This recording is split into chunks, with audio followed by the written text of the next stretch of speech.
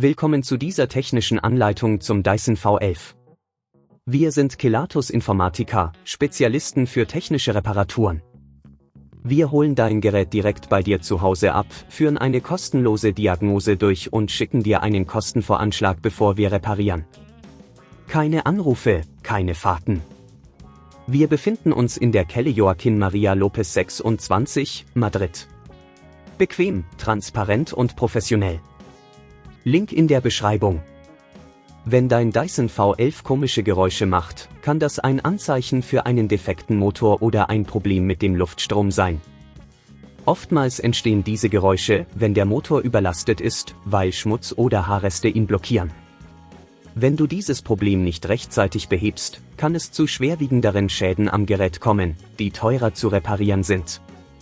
Für diese Reparatur benötigst du einen Kreuzschlitzschraubenzieher, einen Torx-Schraubenzieher, eine Pinzette und eventuell einen neuen Motor. Achte darauf, dass der Dyson V11 vom Stromnetz getrennt ist, bevor du mit der Reparatur beginnst. Zuerst musst du die Abdeckung des Geräts vorsichtig öffnen, indem du die Schrauben an der Unterseite löst. Achte darauf, die Schrauben sicher aufzubewahren, damit du sie später wieder verwenden kannst. Nachdem die Abdeckung entfernt ist, kannst du den Motor sehen. Überprüfe, ob sich Haare oder andere Fremdkörper im Motorbereich befinden. Wenn du den Motor genau lokalisiert hast, solltest du die Schrauben, die ihn befestigen, mit dem Torx-Schraubenzieher lösen. Sei vorsichtig, wenn du die Schrauben herausdrehst, um benachbarte Teile nicht zu beschädigen. Wenn der Motor gelockert ist, kannst du ihn vorsichtig herausziehen. Achte darauf, die Kabel, die mit dem Motor verbunden sind, vorsichtig zu trennen, ohne sie zu beschädigen. Jetzt kannst du den neuen Motor einsetzen. Verbinde die Kabel genauso, wie sie beim alten Motor angeschlossen waren. Achte darauf, dass alles fest sitzt.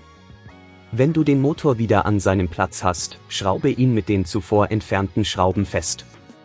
Wenn dir das an dieser Stelle zu kompliziert wird, denk daran, dass wir bei Kelatos dein Gerät zu Hause abholen und es dir repariert zurückschicken.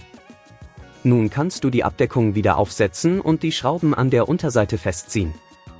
Überprüfe abschließend, ob der Dyson V11 wieder normal läuft und keine Geräusche mehr macht. Um zu vermeiden, dass das Problem erneut auftritt, solltest du den Filter regelmäßig reinigen und sicherstellen, dass der Motor nicht blockiert wird. Achte darauf, den Dyson V11 regelmäßig zu entleeren und zu reinigen. Wenn du kein Risiko eingehen willst, bei Kelatos holen wir dein Gerät ab, reparieren es und liefern es dir nach Hause, deutschlandweit. Link in der Beschreibung.